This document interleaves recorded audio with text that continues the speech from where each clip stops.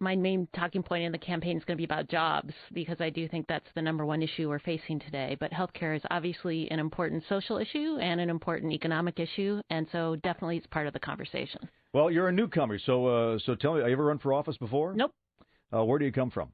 I am a business person and entrepreneur. I helped start up a couple companies in the area. One that is in the 8th District and folks might have heard of was drugstore.com. Oh, yes. And I ran a small software company that came out of the UW Computer Science Department called Nimble Technology that you probably didn't hear of before.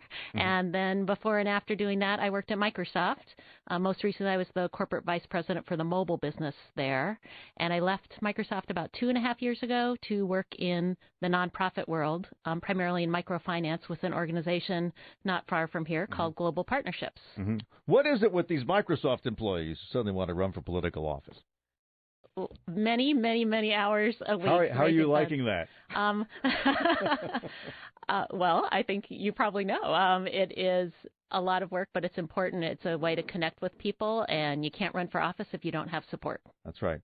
But you probably have richer friends than I do. When I sent out my first 20 solicitations to friends, I got some modest contributions back. I'll just leave it at that. Well, the most important I got a $5 check from a woman the other day, and I think maybe she couldn't even have given me the $5, but it was important to her to contribute and be part of things, and so it's not always the amount that's the most important. Now, did you step up, or did the party recruit you for this? I stepped up, and then I obviously talked to a lot of folks to see how probable something like this was, and to understand more, and then the party was very supportive. Yeah. Now, you've probably done, or the party's probably done some polling, which you're probably not going to share with me, but I'm guessing you wouldn't have thrown yourself into this if you didn't see some vulnerability. I think there's an incredible opportunity. I think families are struggling right now. The economy is the number one issue. I think Dave Reichert's taken many, many bad votes and has not shown leadership in addressing economic issues. In fact, he voted for much of the policy that got us into this mess. And we need leadership to help get us out. And my resume is very, very strong on economic issues. And he needs to run as a congressman who hasn't done much to help the district or the region. He has, though, taken some moderate votes, I think it's fair to say, including voting for cap and trade, something you wouldn't think that a Republican would vote for. He's also positioned himself as an environmentalist.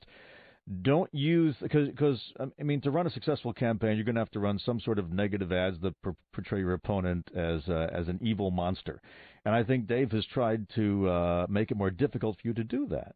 Well, the League of Conservation Voters came out with their ratings recently, I think about a month ago, and he got a 64%. Last time I checked, 64% was a D. So on the environmental side, I'm not sure if that's the best credential you should have. Yeah.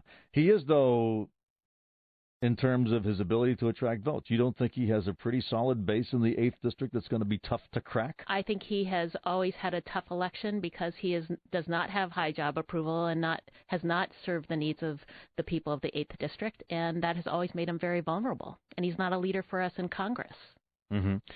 What would you consider to be then his worst votes, the ones that you're going to highlight? Well, I think on economic issues, he voted for all of the deregulation. He voted for the prescription drug plan, if we're going to talk about health care. And he's voted against supporting unemployment.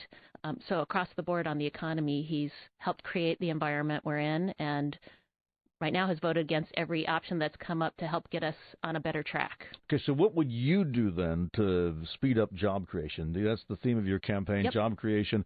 I think the perception is that, you've created some jobs. We can see a lot of highway construction going on, but unemployment has not budged in Washington State. So what would you do differently? Well, I know how to create a job. I've helped create companies from scratch, and I know how hard and how important that is. So one, we've got to put our banking system back in place, so I think we have to get financial services reform working, and it's disappointing that after all this time, even since the Obama administration has come in, that we don't have financial services reform in place, so that's the number one thing we've got to address. Two, We need to in order to get jobs moving, we got to get money moving. There's the financial services reform, but small businesses and individuals can't get loans today. What about tax cuts? Republicans would say if you want to make it easier to start a small business, don't charge entrepreneurs so many taxes. I think we've got to look at supporting small businesses, and I think we've also got to look at our business tax structure overall and make sure we're not disproportionately taxing small business. Mm-hmm. Because that's what Dave would say, right? He'd say, if you want to start small business, tax cut. He'll probably ask you that in a debate. He'll say, you started a couple of companies. What was the effect of taxation on your companies? I think there can be tax incentives that are incredibly important. But right now we have to look at the tax burden on small business, but we also have to look at the infrastructure around that allows businesses to thrive. So if we take a great industry that you hear about all the time, clean energy, an area that we should disproportionately as a region be successful in because we have incredible R&D, we have a well-trained workforce out there, innovation has really fueled the economy here. So if we're going to be leaders there, we need to make sure that we have the investments to allow those businesses to grow. And part of that is infrastructure, creating the grid and supporting the grid, allowing new companies to not have to invest in that infrastructure in order to make things succeed. Right now, if you take an old biodiesel company, for example, you could only be successful as much as people who are driving biodiesel cars could get from one station that had biodiesel to the next. The distribution network wasn't there. The government can actually help supply through the grid that distribution network so that companies don't have to build those themselves. Why should the government be building gas stations, though, just to promote biodiesel? Shouldn't biodiesel be able to sell itself because it's cheaper than the alternative? Well, infrastructure is important. When we look at rail and movement of goods, when we look at trucking, et cetera, we have a highway system that the federal government invested in and states invest in.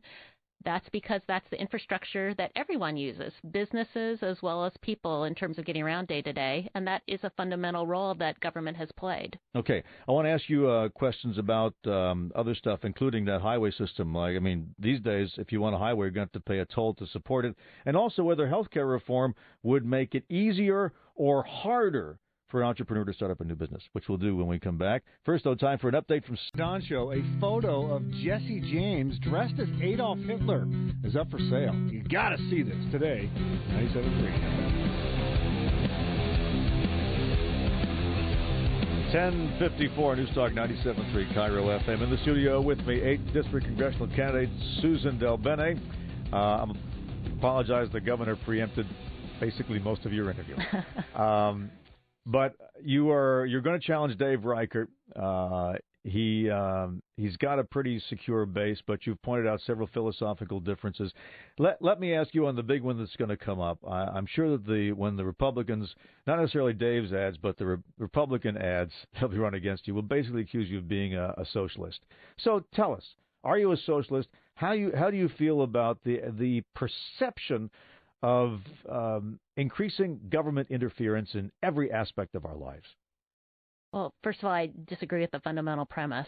I grew up in a family that struggled quite a bit, and my parents were very independent and worked very hard. But my dad lost his job, and we moved around a bunch, and I know how hard it is for families. So I don't think it has anything to do with socialism to make sure that we have opportunities available to families across our country and across this region. Do things like healthcare reform requiring a mandate help? You're an entrepreneur. You started drugstore.com, a couple other companies. Does healthcare reform and a mandate on employers like that help an entrepreneur or hurt an entrepreneur? I actually think they help. I think if we look across the world at how businesses come into play, we have an unusual cost structure here where healthcare is actually part of a business's costs, whereas in other parts of the world, it isn't part of that business cost because it's provided through the government. So you're going to argue that healthcare reform actually helps people who want to start new businesses? I think it can help new businesses. I think it helps employees so that they have coverage and don't have to worry about the coverage for their families going forward, or if they change jobs, that they don't have portable coverage or lose coverage for pre-existing conditions. So there's many, many, many situations that help employees and businesses. You'll be happy to debate Congressman Reichert on this show, in this studio? I would be happy to debate Congressman. Bring it, she said. Anytime. Just bring it. The sooner the better. Susan Delbene, candidate for 8th District Congress. This is the Dave Ross Show. News coming up next.